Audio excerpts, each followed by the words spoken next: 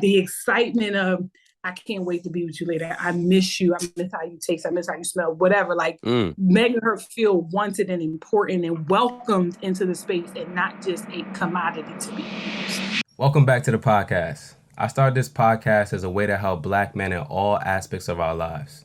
Studies show on average we lose 2.8 years of our life when we're under heavy stress. And I think we can gain those 2.8 years back if we express ourselves healthily. Stick with me as I interview therapists, doctors, advocates, activists, and friends about how we can be better as Black men and as a Black community. If you're not subscribed to us on YouTube and following us on Instagram and TikTok, you'll definitely want to do that. Without further ado, let's get into the episode. All right, y'all, I'm here with Brittany. She is a Christian sexologist and a licensed social worker. Brittany, how are you doing? I am doing amazing, and I am so excited to be here. Thank you for having me. Absolutely. And before we get into the episode, I've been looking at the podcast statistics and all that kind of stuff. So I just wanted to give a quick 2-second advertisement for the people that listen to the podcast. Please, y'all, can y'all like, share, subscribe, all that kind of good stuff, but also leave a review. Reviews help a lot, right? So if you are listening on Apple, if you're listening on Spotify, any other podcast like audio platforms, leave a review if you like the podcast and you enjoy the content. Okay, with that being said and that out of the way, Brittany. Now that we got that out the way. Yes. Brittany, okay. We were talking in the precursor to the episode, right? We were talking about all these different things. And then we got into the conversation about what it means to be a sexual being, right? So can you take me through what that actually means, what that means to you?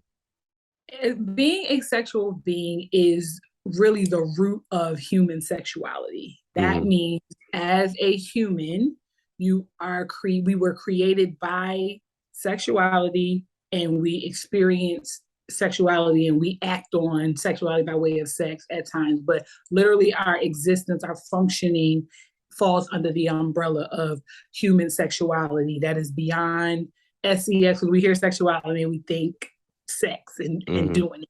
But as a sexual being, your makeup, your function, your creation, how you contribute to the replenishment of the earth and other tiny humans is through sexuality. So whether it's body image, relationships, who you like, who you love, what you're into, what your body does, how your body functions, is all under the umbrella in some way, shape, or form of human sexuality. So that's what makes us sexual beings. It's our makeup and our identity more than just our activity. Okay. So I feel like you're in like a really interesting place, right? So we talked about this, right? Where you're a Christian sexologist, right? So can you explain to the people what that actually means and how you got into that? Oh, yes. Okay. So what it means, I am a sexologist, which is an expert in the study of human sexuality. But as a Christian sexologist, I am an expert in the study of human sexuality, and I present my information in a way that is aligned and is adherent to Christianity and, understandings of the Holy Bible. And I am more sensitive to those people who take in my content, take in my teachings, but ascribe to Christianity, especially for Black people, those saved, sanctified, the Holy Ghost filled folk. So I do what I do, but in a language that they can understand. Right. And I got into it. It's one of those things where it really is a calling. Like, honestly and truly, it was so many different things that happened that got me to this place, because I wanted to be a lawyer. Literally up until my first day of college, my major was political science. I wanted to be a lawyer. But because that bored me to tears, I moved to psychology. It was just a series of other events that found me to human sexuality. And then when I was married to a deacon. He was 10 years older than me. I was the youngest wife at the church. And I'm like, we're not reading the same Bible, because how you gonna act? I'm not picking up what y'all putting down. Okay, were you talking about the wives or the deacon that you was married to? Yes, the wives. The wives. Okay. I was like, what were you seeing? What was going on? Mathing. Really, it was really this understanding that they had an unhealthy relationship with sex, if that makes sense. Like, how people talk about your relationship with money, your relationship with food, and all that. Like, outside of their sexual relationship, they had an unhealthy relationship with sex. It was this kind of dutiful, compliant thing that they had to do, and they didn't really take much joy in getting to do it. It was like a chore, or it was one of those things where they used it to kind of like get their husbands to act right. And I never saw sex in that way. You know what I mean? And in the Bible, I never saw that supported either. Now, granted, don't get me wrong, we all clear, because there's gonna be people watching this like the Bible this and white man's religion and blah, blah, blah, because you know you got people from all over the world watching this stuff. Yeah. So hear me, I am very clear, right? I'm very clear that the Bible is written in a patriarchal time. There's a patriarchal backdrop to the Bible. I get that. You know what I'm saying? However, the heart of it, the meat of God's meta narrative, the gospel is not that. And so that's like, they were connected to the backdrop of patriarchy, where I saw the gift and the transformative nature of the gospel. And that's where my sexual freedom came from. And I taught one class. It was called Sex and Salvation. It was a mixed single and married Sunday school. And one of the elders came up to me afterwards and was like, Brittany, this was so good. We need this, but next time, teach it in the fellowship hall. I don't know how I feel about it coming from the pulpit. And I was like, say what now? And it was like, God himself was like, this is it. And this is it. And this is why. And that was back in 2016. And, you know, the intimacy firm came to be. And we've been doing this ever since. Now you're here. So, man, whenever we talk about Christianity and we talk about sex, I think the first thing that comes to a lot of people's minds is you shouldn't have sex before marriage, right? You need to be abstinent, right? So can you talk to me about why you feel like it's so hard for Black men to be abstinent in today's society? Yeah, for Black men and just men, right? Honestly, what it is the overarching understanding. And that's crazy because I was just watching a TikTok before we started that was saying some untrue things. And it's really this idea that men need sex. And so it is so connected to their identity that they will die without it. It's connected to their identity, is connected to like their sexual prowess, is connected to their masculinity. And it really is so it makes it difficult to abstain because it's either being thrown at you or you find yourself picking it up or searching it out or indulging in it because you need to be a man. Because if you don't, if you're a attractive, single, of a certain age man and you are not having sex, then the first question is what's wrong with you? Or are you gay? Or are you gay? Right. Yep. Or right, you know what I mean? Or like what, or there's no thought, you're not even given the privilege to be assumed to be abstaining. Because if you hear a Black single man that's abstaining, you're like, yeah, right, you got 19 girlfriends. Like it really is just a part of the lexicon of that conversation, that it's not even a thing that is afforded to or ascribed to men, especially young men. Like men our age is like, nah, they not doing it. And it's really unfair, and it really continues to prop up these unrealistic expectations about sex. There are men who are like, you know, Christian men are like, nah, I'm waiting for my wife. Yeah. And that's another discussion. You shouldn't be waiting for your wife. You should be waiting, but that's another question for another day. We're gonna get into that. I want to say something, but we're gonna get into that a little bit. I'm interested in your response to that. So whenever we talk about abstinence, I always think about my journey with abstinence, because I was abstinent up until I was 21, right? Okay. And so I lasted a pretty long time, and then peer pressure in society got to me. So what ended up happening was in high school, I remember like people would come up to me, and I had a really good looking girlfriend in high school, and so people were like, "Yo, bro, you gotta make sure you take her virginity and all these different things." And I'm just like, bro, like, damn, like I can't even just enjoy my girl. I felt like the pressure to have sex with my girlfriend at the age of 14. That's when we first got into a relationship. At 14, I was getting told, you got to have sex with this girl by other 14-year-olds. What do we even know about that? You know what I'm saying? But that's the pressure that we have as Black men, really Black boys at the time, to have sex. It's ingrained in us from young, because there's no way at 14 I'm getting told those things and it was just becoming a thing. These are things that conversations and things that these boys were having for years, right? Like even potentially in middle school. So it just always reminds me of that, because even with dealing with that, I was like, nah, I'm going to abstain from sex. I'm not doing it until we get married. Then we ended up breaking up. Then my thought process was like, damn, bro, y'all broke up and you didn't even have sex with her. So then it started getting to me.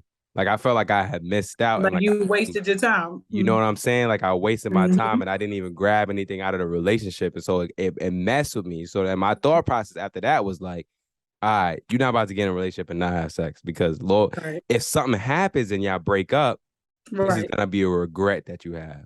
And Right. that's what kind of got me to the point where I was like, nah, I'm not abstaining anymore. But I Right. don't encourage that, right? I don't Right. encourage But that. you see, Mm-hmm. see how that was connected to like achievement in some Right. way, or Yeah, you feel like yeah, because you didn't have it, now you feel like you missed out. yeah. And like, yeah, a lot of that conversation, the other 14-year-olds that were telling you, oh, you got to do it, is because at that 14, those formative years is when y'all are really coming into what manhood is, who you are as a man. And so those messages didn't just get birthed in y'all group of 14-year-olds. Like that, it was passed down and heard from other places, or seen on TV and heard in music and that kind of thing, which really informs a lot of our ideas about sexuality and relationships at that time. And so then you went and got out of it and was like, dang, now your sexual prowess is connected to you, and you like, yeah, now you already decided you didn't even get to the next girl yet. Right. I You was like, already nah, it's decided. Now happening. the next one, It's we happening. finna get busy. Yeah, Right. yeah, it's happening for sure. Right.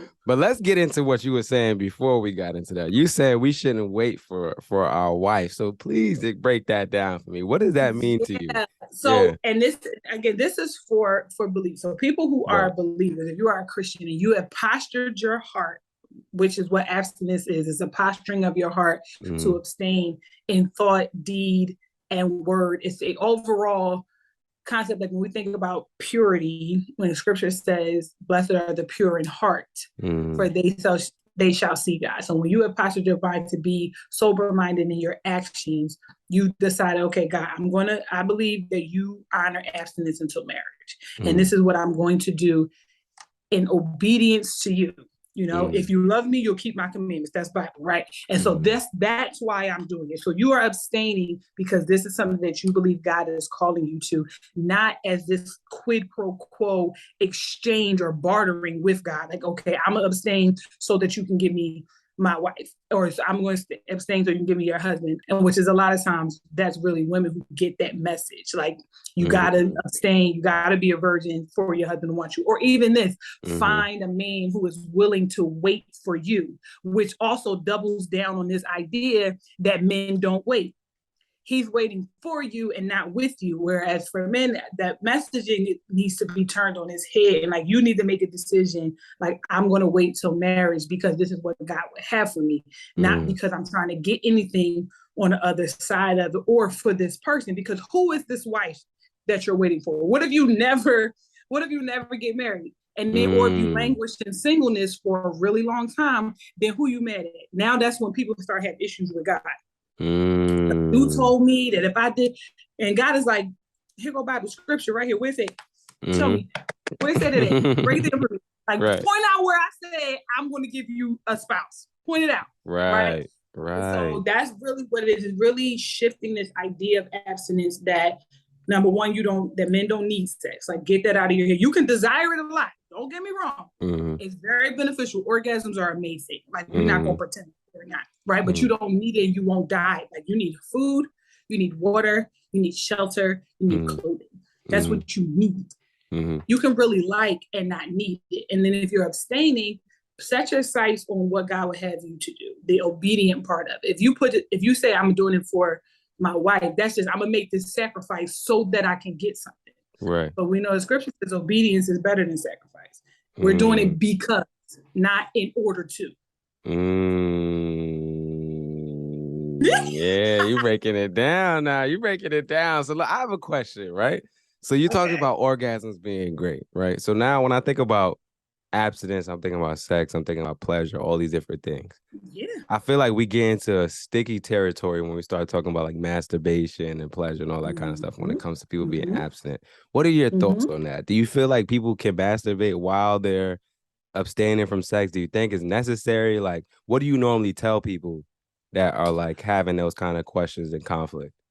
Yeah, absolutely. So for me, again, it gets down to the why, right? And so if abstinence is how you have postured your heart and you've committed this to God and you're saying to him, I know that I'm trusting you to keep me. Because abstinence is hard, right? People, bodies do what bodies do. People get horny. People be out here being fine. People be out here smelling good. People be out here hugging you and they skin be soft. Like stuff be like, it's, temptation is out here, okay? Absolutely. But when that happens, when it undoubtedly happens, Lord, I am trusting that you are going to keep me. When temptation is great, you will provide a way. Scripture, right? But with masturbation, for many people, they decide, oh, I'll be cool. I can abstain because if I get horny, if I get aroused, I'll just masturbate. Because then the question is, who are you dependent on in that moment? Are you dependent on God? Or are you dependent on yourself to keep you? And again, this is a message for believers who are looking for that, who had that desire to abstain, right? Because there are some people who are like, I'm going to abstain as much as I can.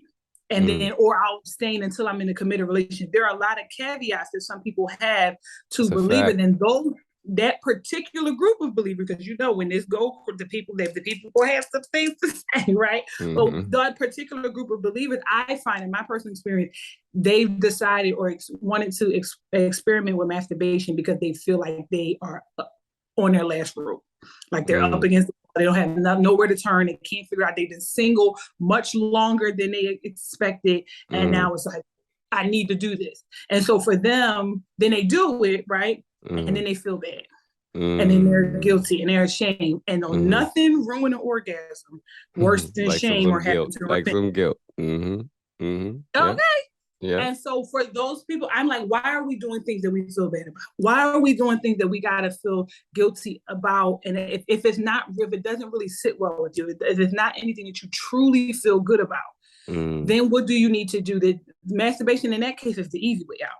The difficult way is to tune in and learn your body. Like, what other type of pleasure do you enjoy that's not sexual? What other type of release or activity gives you a release? Because there's times where sex is a stress reliever, right? We release, we have the oxytocin that is released. That's that feel good hormone, right? But there are other ways we can experience that. And so finding, like, is it something that you like to eat? Is it exercise that you like to do? Is it shopping? Is it, talking on the phone with a friend? Whatever other things is it lighting a candle and taking a hot bath or whatever? There's so many other pleasures in this world that are not sexual. And so my conversation is always about expanding your understanding of pleasure, but also for the people, again, the people who come to me, they do it and then they're not too fond of it. And then they get into this shame spiral. So then I do a lot of work helping them, like, you ain't gonna go to hell for masturbating. Like, and there's no like scripture that says for that you must die because you masturbated. And so we do a lot of work around that, but also like, is this really what you want to do? Or you feel like you ain't had no other option because you've been single for so long? I like that. So do you do any work with like transmuting sexual energy at all? Do you know about that? Or like, say it again? Transmuting sexual energy. So like I've read some books where where they were talking about like how you can transmute sexual energy. Basically, like when you are horny and like you have a lot of sexual energy in your body, you can use that as a way to do other things and be productive in other areas. So I felt like you were kind of talking about that when you're talking about expanding your horizons a little bit. Yeah.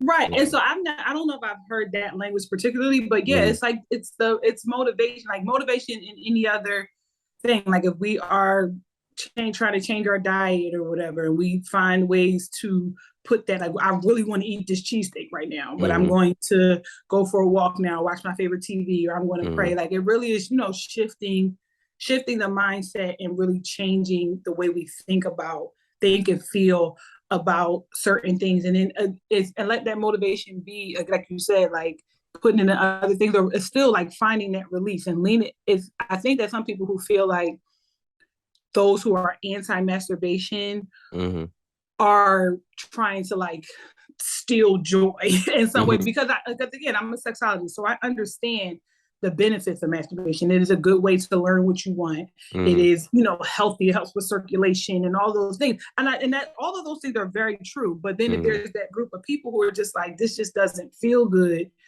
for me, or I can't seem to stop doing this, it is helpful to also have conversations like, what else do you like?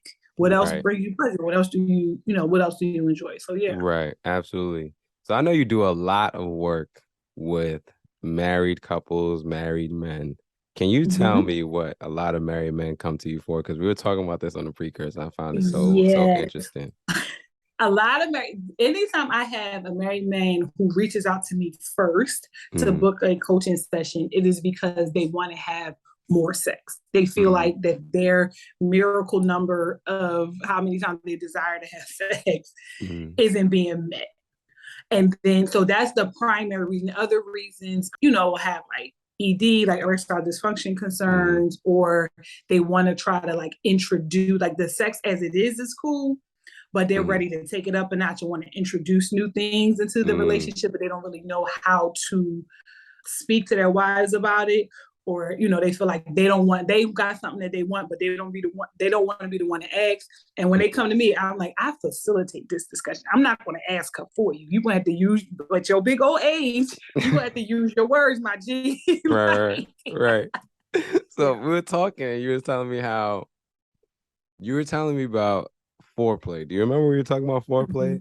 Can you break down what you were talking about how like some people in couples or some of their like partners will not want to necessarily have sex because of the lack of foreplay? Yeah. So it's about this the type of arousal, like whether you're or desire, whether you're spontaneous or responsive, right? And a lot of women, and some men as well, but just a lot of people, let's just go with people, are more responsive desire, which means they need a little time to warm up. One of my favorite people in the world, sexologist Shamira, she uses the alliteration of it, right? So instead of talking about it like foreplay, it's like it's the warm up. Like, you have to preheat the oven before you go and stick stuff in, right? And so I love it when she said that. She's brilliant, but I love that metaphor because it really is what there are things that, because women are about 10 or so minutes behind in the sexual response cycle. So just because you up don't mean it's ready to go, right? So it's taking your time to, explore the body, explore the different erogenous zones, kiss, enjoy, like that will make that more intimate experience of enjoying one another before it gets to the penetration helps with, that experience. And so sometimes when couples are like, if the man is like, okay, I'm hard, I'm ready to go.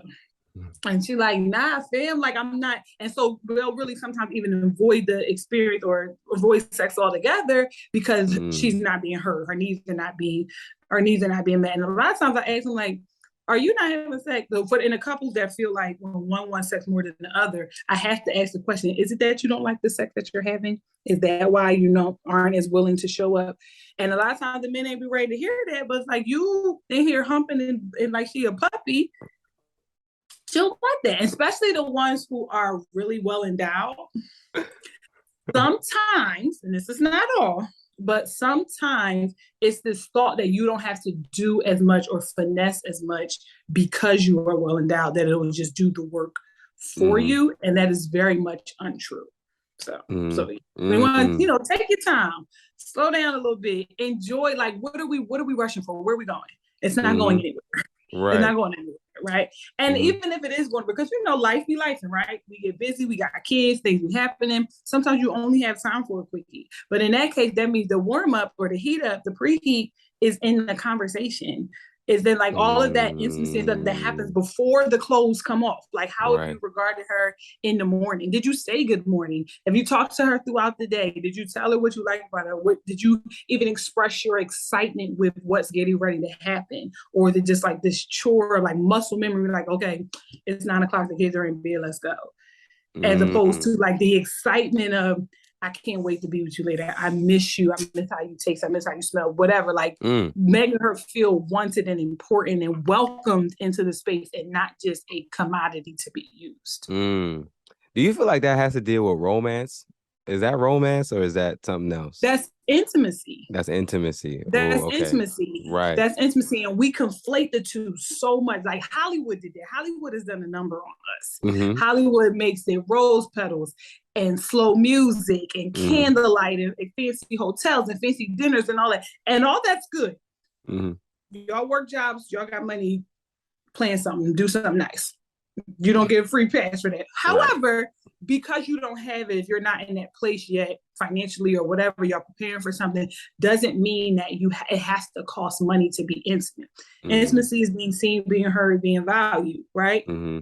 Right. And then Shamara, again, she added understood as well. So that the ways in which you show your partner, I see you, you're listening to them, their time and attention and needs and wants are valued, and then you are applying it, right? Because wisdom is what? Knowledge applied. Right. So you get all this information, you know the girl, it's how we vibe so good. What do those vibes mean in real time? What have you taken from what you've gained from those long? We can talk for hours. Okay, y'all talk for hours, and now what?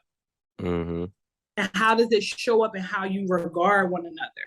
Right. And so, yeah, so that's not that experience of like intimacy is like being able to be completely naked without ever taking your clothes off. And it's really showing who you are on deeply on the inside and the safety to do that. And it's like mutual exchange of vulnerability. And a lot of times with sex, that's where men don't want to be vulnerable. Some of them don't want to be, but also many have not been given the permission to be. And that, like, even look at your shirt, like, if Black men, it's okay to not be okay. Right. It's okay to not be horny. It's okay to want to be held and not want to have sex. It's okay to not be wanting it 99 days a week. Like, you don't have to be that guy. Bro, you are speaking to me right now, bro. Cause I have, I be struggling with that sometimes. Cause you go on social media and it's like I feel like everybody having sex 8 times a day. And I'm just literally not. And you know, and literally they are not. And I know that, but even as a man, sometimes I struggle because I have my weeks. Sometimes I'm like, bro, I don't want to even be touched right now, bro. I'm good. You know what I'm saying? Especially running a business, all these different things. So I've had to learn how to get rid of society's expectations on what I should be doing sexually because I'm not always horny. You know what I'm saying? I have my bursts. That's how I am. I get my bursts. I just be like, oh, damn, you know what? Listen, we got to do it right now. You know what I'm saying? But then I have a week and some change. I'm just like, bro, I don't want to do nothing.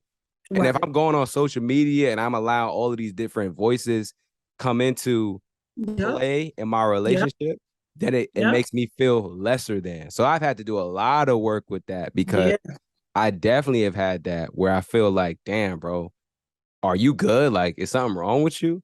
Because you're not horny all the time. And then I have to realize, bro, you're not supposed to be horny all the time. You're not supposed to be horny. It's like life happens and your libido shifts with the time, like with age, with if there's a huge stress on you. Like some people turn in, like when they're stressed, I want it. I need it. I need to get that up off me because I'm stressed. When they're or other people are like, nah, I don't feel like it right now. Or beyond, I'm not stressed. There's nothing going on. I just want to chill. I want to talk to you. Like all of those things are somehow feminine. I want to talk. I want to be held. I want to watch a movie. I want my foot rubbed. I like anything that says care. Is somehow inherently female or inherently feminine, which is a problem, which keeps Black men on the other side of vulnerability because they don't get to just be. They have to do, they have to perform, they have to show up. And just wanting to, and always being horny is only the first part. Right. You have to be horny, you have to be good at it, you have to be a certain Not even size. good, you have to be great. You gotta be great. You got to last for a certain amount of time. You got to have 19 girlfriends. You got it's just all these you got all of these supposed to be. And if that Black men aren't really allowed to just be. Right. And I find that with my homies, my brothers, the women that they have the closest relationships with are the ones that they feel like they can just be. Now, granted, that's not the other where they didn't feel like with the other women, it's not their fault because it's not Black women's responsibility to like reparent Right. men, right? And we're Yeah. not, there's this idea of being his peace and this safe space conversation. It's given very much dumping ground. Like I want to be able to just dump all my crap on you, and then you just take it and you don't ever need, Be right? his peace is so. Yeah, I have my own thoughts about that. I'll share that Be right his now. peace is running me low, right? Yeah. Because it's so one-sided. Yeah. Like your relationship should be peaceful. It's like it's an equity in that. Like of course, if I have a partner, I want to be able to talk to you about my hopes, my dreams, my fears, my anger, and all of those things. But if we both had a bad day at the same time, I'm not a bad person because I don't have the capacity to show up for you in that way right now, and vice versa. But be his peace is like ride or die and remixed. Nah, yeah, absolutely. And that's the thing that I think about when I think about be his peace is like we should be coming in with peace already. And I think too often a lot of us don't know how to create our own peace. And so we're looking for that in a partner. And I think that's the problem with a lot of men. But I also know there's the other side of men where it's like, I already have peace within me. I just don't want to get in a relationship with someone that disrupts that. And so I understand that. Right. I understand that. But I feel like a lot of us don't know how to create peace within ourselves or haven't done that work.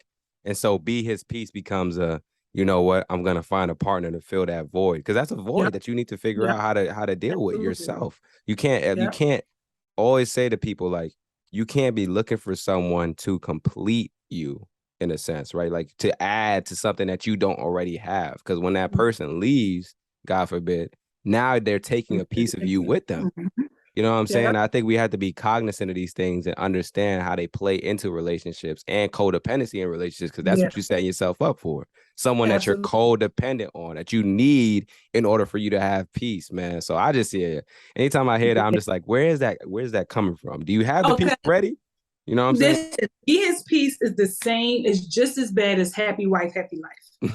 It is all toxic. Yeah. It's all toxic and all toxic on one side. And it doesn't show the full dimension of need that we have as humans in relationships. It doesn't give any grace or space for changes. It doesn't give any grace or space for illness, for tiredness, for just what do we have when we both have a need at the same time? And even like with happiness is fleeting. Like if those are like you want like joy and like sound commitment and confidence in your relationship, even if that means if your partner had a bad day and now your whole world is upside down because they did not make you happy. Like you said, like I do not have joy inside of yourself and found yourself to be complete or whole and have a full identity about who you are, not in one that is tethered to this relationship.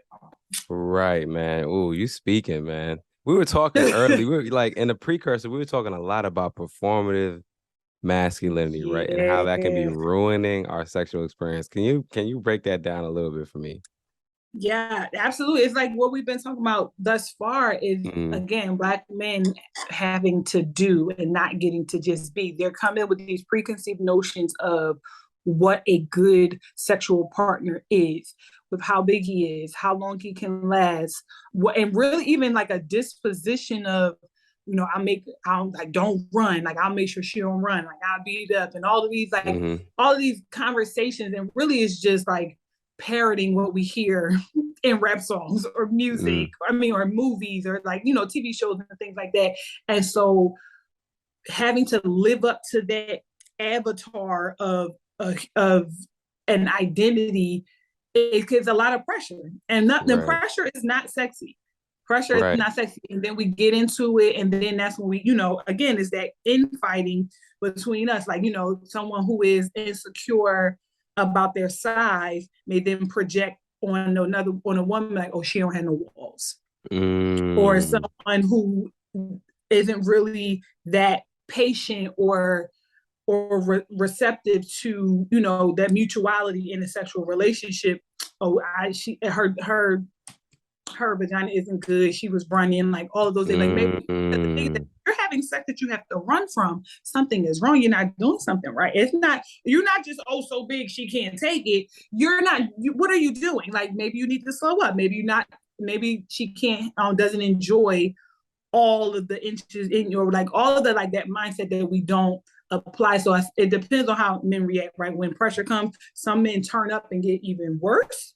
And some like, crumble and push back and, push away. And so it really, if we were more spaces where we had more of a society where Black men did not have to perform so much, I think it would make for better, more consistent, stronger orgasm. And that's even given the fact that men already orgasm more than women as it is. So we already at like 90 something percent. Like we really could get to like, and then it would be orgasms that we actually enjoy. Because there are orgasms that happen that just by biology happen, right? Or orgasms you didn't have to work as hard for. Orgasms that can just exist and not be connected to your identity in any way. Like pleasure that is connected to performance is like bargain basement pleasure. Like we don't want we don't want that. Man, you speaking and you talking about performance and like all the pressure that comes with man, I think we got to get into the performance anxiety conversation, right? Because I feel like a lot of that pressure leads to performance anxiety. So can you break down for the people that don't know what performance anxiety is, like what that actually is and like how that pressure can lead to that? Yeah.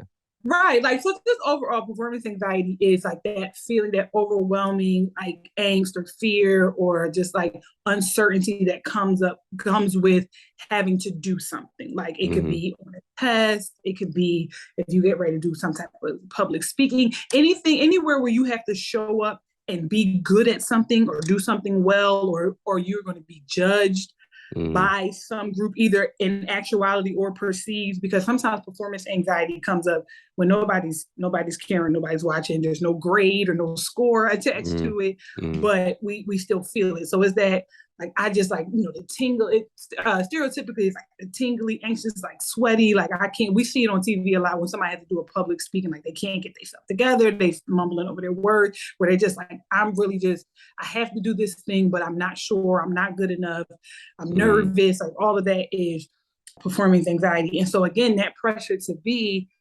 is, let's just say you're as a Black man who really likes this girl, right? Like, but I mean, you was a baby at that time, but y'all been together so long, y'all really like each other, and then y'all really finally getting to the place where y'all finally get ready to get down. Y'all get ready to take your relationship to the next level, and maybe y'all had a conversation about previous partners, and because y'all are really close, y'all really talked about previous partners and how many or how big or how long or what, people ask that question, like, what's the freakiest thing you've ever done?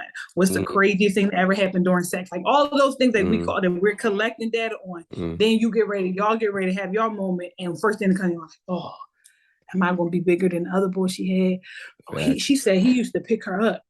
I don't know if I could pick her up. I could do that. I don't know if I could do that. Right. She said she loved getting picked up. I can't pick her up. And then she was like, well, she like it from the back, but from the back, that get me out of there. If I do it from the back, it'll get me like, so all of those like, and I'm like, and then her voice, like I love her voice. Like, does she talk a lot? Because if she get to talking or she whisper in my ear, it's done. But like, how long can I let? Like, like, you know what I mean? So all of that we're going through, or that men are going through in their head before leading up to the moment. That's what performance anxiety is. And it really is rooted in, how do I measure up? Performance anxiety is the overwhelming feeling of uncertainty that you will measure up to whatever the perceived idea of perfection is. And we're always chasing that thing because we always are like defining ourselves just outside of what we think good enough is. Man, you are preaching, man. You are preaching, man. And I've had my own battles with dealing with performance anxiety as I started having sex, because like I got into a relationship, and the relationship I'm in now, like we started having sex, and then it was great at first. And then eventually it started getting to me, right? I'm like, damn, like I gotta, you know what I'm saying? I gotta make sure that I'm doing this, I'm doing that, and that I'm performing the way that it's supposed to be. And I'm seeing all these things in social media saying I should be doing this and I should be doing that, blah, blah, blah. And then I had to realize, like, bro, you ain't start having sex until you was 21, bro. You started having sex 4 years ago, bro. You only Right. had, like, you've only had like really like, yo, relax. Right, literally, like it's been that many times. Like it's really a number. Sometimes it's a numbers game, but also it's a self-awareness game, right? Like you are strangely self-aware for your age, and like that's a good thing. Like it's a good thing that you have, because it's uncommon, not strangely, but uncommonly self-aware for other people, you know, your age. And so, but that self-awareness, though, if not harnessed appropriately, can lead to that being overly critical, because you want to be better, you want to be the best. And again, that definition gets hinky, because then even when you have a partner who like, I'm good, this is amazing, this is like not somebody who's lying to you, because that's another conversation for another day, how we contribute to this thing by not speaking up. Women aren't really given an opportunity to express their sexual needs, so they, you know, kind of take what's given, right? And so we then fake it, and then we give false affirmation to the men in our lives, and then they take that and then try to recreate it over and over and over again, and then it's really just like, until you run, till a man run up against that one person is like, this isn't good, what are you doing? And then like, what? I ain't never had a problem, everybody I think it's Squirtsville, and I'm like, yeah, well, this is bad. And like now it's an identity crisis, because all your life you've been knocking them down, but in real life they've not been really telling you the truth, sir. And what do we do with that? But then when you have one who really is like, this is really good, you can't take it. I remember, and I might get in trouble for this, but Lord Jesus, we're here now. My Father, forgive me. My ex-husband, we're having sex, and after he got finished, he was like being weird, and I'm like. And so my thing was, I like to do like ESPN 30 for 30. Oh, you like doing a recap after? I need to know. I need to know what's up. I need to know for my own safety. But honestly, because in my relationship, when I was married, it was really important for me.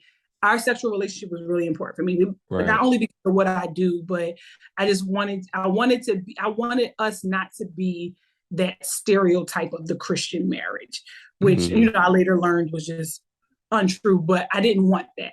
And so it was important to me, because I was younger than him, that he enjoyed what was happening. Right. Like it was really important to me. And because I was going to speak up for what I wanted. Right. And I didn't want to be the only one talking, but he wasn't always very expressive. So I had to like kind of sift through the things. Right. So that's why we did the 30 for 30 aspect. So I need to know what's up. Right. But he felt like, he felt like something that I needed to climax. He said, that's cheating. Oh, and I was like, no, it wasn't a toy. No. Oh, okay. I ain't tell you all my business. No. I was just saying toys, because I feel like a lot of men have problems with toys. But they do, right? And that toys are coworkers, not competitors. Oh man, you speaking, you preaching. Right. So but again, that's also an identity thing, like because it's this idea that you make a woman climax, and so that's what my ex-husband had. He had this idea. He had to make me climax, and so I'm like, your orgasm is your responsibility. My orgasm is my responsibility. So I give you the information, you apply it as a good partner. And so we were having that conversation, and he felt like anything additional that wasn't your standard prescribed actions was cheating.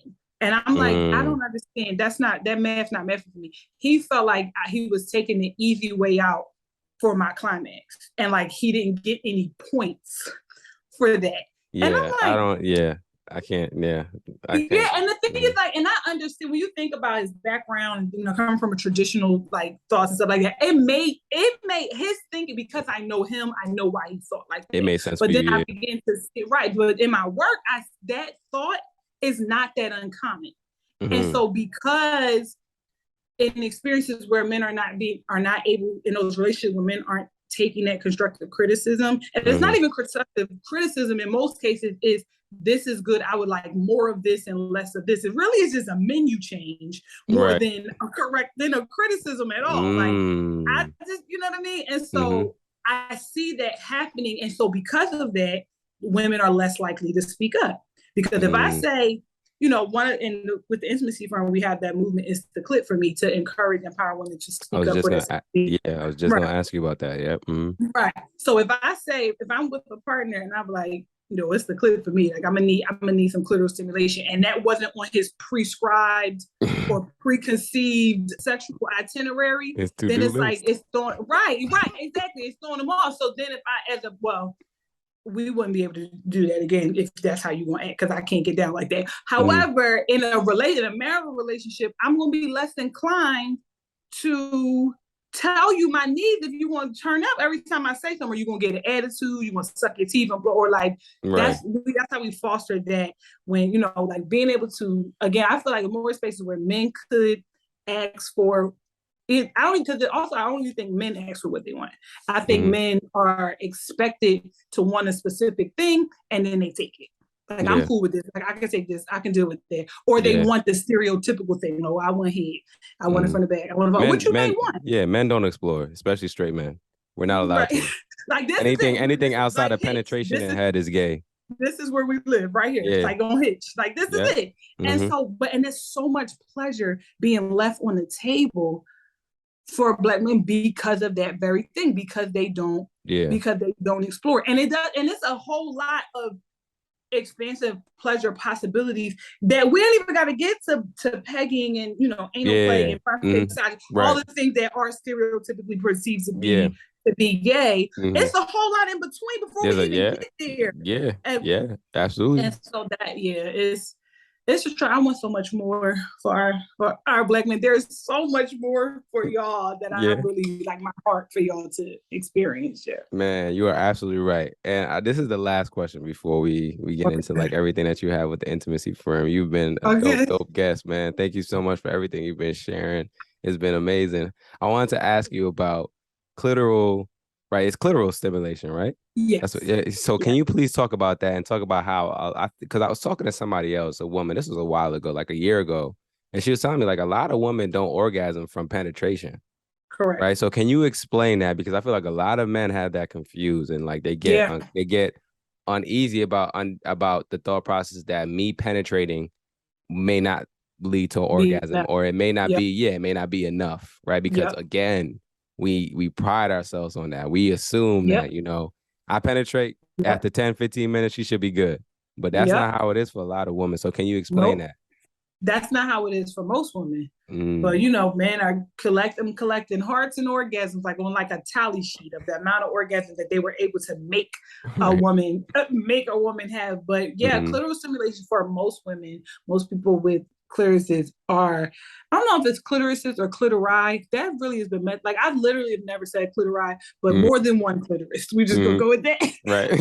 It is that stimulation, and that's really the reason for the orgasm gap. It is the reason why men who have sex with women climax at about 90% or so of the time, and women who have sex with men are only at about 60% or so of the time, because of clitoral ignorance.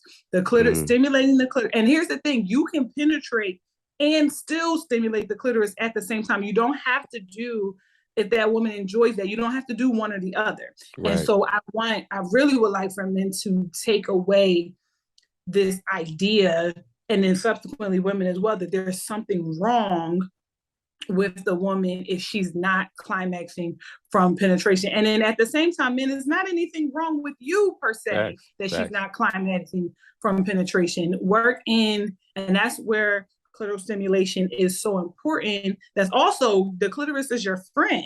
The clitoris is your friend. And that's why knowledge of anatomy is so important, and why health class has done us a disservice, because things like the clitoris for women's pleasure, and the frenulum on the penis for men's pleasure, those things, that's another way where like pleasure possibilities are being left on the table. And it's this value system metrics of good enough, bad enough, strong enough, competent enough, compatible enough, all of these enough things which foster this performance anxiety. And then we create more infighting between Black men and women, where it really is just like, if we learned more science, we would understand that it doesn't have to be the way it doesn't have to be the way that we don't have to beef with each other. You can be a more competent and caring lover just by taking the basic science class. My one of my favorites in the world, also Goody Howard. She had a class called Lick, where she literally teaches oral sex, like oral sex on the vulva. Like it really to help understand what's going on down there. It's really like one of the great, and that Goody is one of the Goody is. I know Is you that in the that. sexual essentials, or is that somebody else? No, that's somebody else. Ask Okay. Goody. She's Ask Goody on. She's Goody Howard. Okay. She got Bridology, Okay. which is riding class, and Lick, and she is like, I like to call her the Miss Frizzle of sex ed. She is like, it's like the hip hop goat, and then add sex ed, and really just like understanding chronic illnesses and toys and how they can help. Or like she really takes. I think she speaks male sex ed in a way that I've never ever heard before. In that way that like when women are trying to talk to men and they say, "Oh, like you got to let men talk," and like women use a whole lot of words, and y'all don't use as many words. And I think Goody has gotten that. She speaks it in a way that I could never. Like I talk a lot, and look, Goody say what she gonna say. She get in, she get out, and it's amazing. But it Might have to really get on the helps. podcast. Yeah. Absolutely, absolutely. She's a must have. But it really is one of those things where learning your partner's anatomy is a sign that you're a good and caring lover. Understanding the difference between the vulva and the vagina, the inner labia, the outer labia, the clitoris, and even you didn't ask about this, but I'm gonna go there in a light of some recent statements by somebody who shall remain nameless. Vulvas smell like vulvas. They don't smell like water. They shouldn't smell like roses and gumdrops or amber rose or warm vanilla sugar. They smell like vulva, just like penises smell like penis. Oh yeah. Yeah. I mean, it doesn't have to be an odor. If there's an odor, there's something, fish or that kind of thing, you would need to talk to my, but just in general, in its natural state, even fresh out the shower, its skin in dark places, it's going to have a scent. And so anybody who says it smells like water and all, it does not do that. And so that's the part of knowing and growing and being mature as a man, is understanding anatomy that's natural. If you are having sex with this type of anatomy, you need to learn this type of anatomy. Right. Not be ignorant to it. Man. Absolutely. Brittany. And purposely ignorant. Like low key, like go out of your way. Like if you like honestly at this big age, you still feeling a way about going to the store about 10 pounds of pads, like stop it. Bro, hell no. You know what's so interesting? When I first got with my girl, that's something that I made sure to learn. And I made an acronym to learn it because I didn't know, you know what I'm saying? Like I never really went out and bought tampons and pads and all that kind of stuff before. So she showed me like the one that works for her. And I made an acronym to remember it. And I still remember it to this day, ATL, always thin long, literally. And so whenever I go in the store, I know exactly which one to get. I don't got to sit there and take pictures and all these different things because I know for a fact like this is the one. But yeah, that's part of studying your partner and understanding them, right? A lot of men feel like, I don't know, like they don't have to do that or it's too much or whatever. You just dropped free. Listen, y'all listening. He just dropped free game to you. Next time you want to show off for your girl, like I'm gonna get ready to go to the store. Like you need some always thin longs. Like you, nah, and for she real. Probably will never use that. But just the fact that you know the brand, the type, and the intensity, like yeah. Man, I'm telling you, you better. Listen, I hope she don't get mad at me for telling all that. But I just had to let the guys know, like seriously, like do what you can to study your partner, understand them. I guarantee you, any person that is healed and full and whole is gonna, well, not healing, right? Because healed is that place, right? Healing, whole in themselves and comfortable is gonna appreciate that, right? And I think a lot of times we get it confused. Like guys will get in relationships and they'll be like, yeah, well, I did all that and it didn't work. And she was, this way or that way or whatever the case may be. And I'm like, yo, that person just wasn't for you. That doesn't mean don't do it. It means try again somewhere else. It means try again with somebody else, right? Man, Brittany, you have been an amazing guest. Thank you so much. Can you please tell the people where to find you, anything that you have coming up, how to support, all Yes. that dope stuff, please? Yes, absolutely. So, as I said, I'm Brittany Smith. I'm the founder of the Intimacy Firm. I am at the Intimacy Firm on everything. Instagram is where most of my shenanigans happen, but I'm also on TikTok at the Intimacy Firm. The Facebook, if you still have that, is the Intimacy Firm, and my website is theintimacyfirm.com. YouTube is the Intimacy Firm. Everything is easy to find. Right now, we have 3 books out that's available on Amazon. It's called My Vulva and Me. It is for by and about Black women. So you all may not want to read it yourself, or you could if you want to get some insight into how we flow, how we think, then by all means. We should. Yeah. You're right. Your girl, your grandmama, your mama, your sister, your daughter, if she's of age, whatever. It really is. The first volume was just Black women just writing their hearts, like they short stories, there's art, everything in there. It's the anthology. The second one was Dear Little Black Girl, where Black women wrote letters to their younger selves. And then there in that one there were actually 2 letters written from a Black woman to Black men, but from the perspective of her younger self. And it was really, really, really, really powerful. And then this last one we did, Dear Mama. And I'm gonna drop this news here because it's precious stuff like that. Literally nowhere else outside of my friends know. Hey, exclusive. Let's do it. Let's do it. I love it. I'm getting nervous just thinking about it. Okay, so I really considered like taking a break from my vulva and me, but because it was stressing me out. But through therapy and my friends like, girl, no, you have to do it. I decided to do a twin volume for volume 4 and 5 of My Vulva and Me. Dear Black Woman, Dear Black Man. And I want Black men to write letters to Black women and vice versa. And then there will be an audible edition, because the thought of a Black man reading me a letter is really just, it's really more than I can bear. And I think that it is my contribution to kind of healing that fracture, or even that perceived fracture that is between Black men and women. And so it let me know. Well, so we normally typically release in November. We obviously not going to be this November because that's like tomorrow. But no. So either the call for submissions will come out soon with all of the details of what it needs to include. And things like that. And this one we want to try and make it big. We normally do a release party, but I want to do this one in person. Like if we want to read the letters live, like it's going to be and I said it, I put it out in the atmosphere now. So now you got to do it. Now you got to do it. But I'll definitely let you know the details. You for sure. Like I'm going to reach out to certain Black men that like I want to be featured letters. Obviously, absolutely. Let me know. Feature letters, but so follow me everywhere. Hook up, stay tuned, and for all the Black men watching, just when that release come out, I know you got something to say to Black women. I know it. But just write your heart. Your heart. Y'all follow her on IG and all the other platforms at the Intimacy Firm. Are you taking new clients right now or no? Because I know there's a lot of people right now that are like, listen, look, she's dope. Is she trying to work with her? Like, what's up? Yeah, I am. So I am taking new coaching clients, but just know that it's not therapy. It is coaching. So it's a different, though I have a clinical background, so it informs what I do. What I do is not therapy. I also don't take insurance. I love y'all, but I don't take insurance because nobody has time for that drama. Too much I'm an insurance company. But, and also remember that I am a Christian sexologist. So when you come, just know that you're going to get God in everything I say.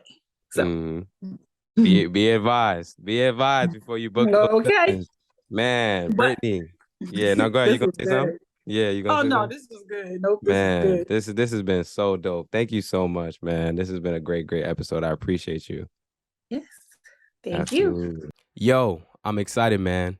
We're currently building the exclusive community, and it's going to have so many dope features. We're partnering with a Black organization to offer low-cost therapy to each member of the exclusive community. And when I say low cost, I mean that members will be able to get therapy sessions for less than $50, regardless of who they are and where they are. We're also going to have free ebooks and courses, including both the Hurting to Healing ebook and the therapy ebook I'm currently writing, live podcast episodes where you'll be able to interact with the guest and I in real time, community forums, exclusive merch, and categorized content so you can easily find information that may be useful to you. So go to expressyourselfblackman.com/therapy and register for early access. It's literally a 30-second process. I just need your name, email, and social media handle to make sure you get access before anyone else. And before I dip, I just want to thank you for your support. Without people like you,